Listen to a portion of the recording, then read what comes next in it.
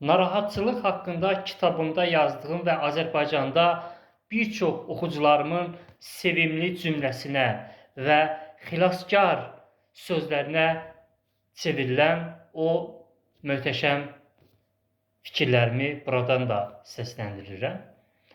Mən kitabımda yazmışam ki, məni əsası olan heç bir narahatçılıq rahatlığımı pozmur.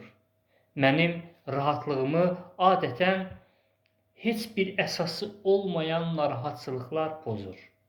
Ona görə ki, əsası olan narahatçılıqlar bizi gözlənilən təhlükələr üçün xəbərdar edir. Əsası olmayan narahatçılıqlar isə bizim rahatlığımızı pozur.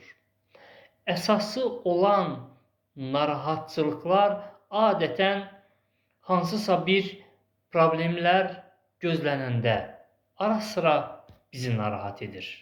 Amma əsası olmayan narahatçılıqlar isə heç bir problem bizi gözləməyəndə və adətən tez-tez bizi narahat edir.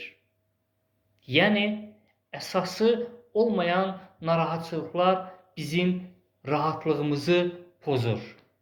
Əsası olan narahatçılıqlar isə rahatlığımızı pozacaq hadisələrdən bizi qoruyur.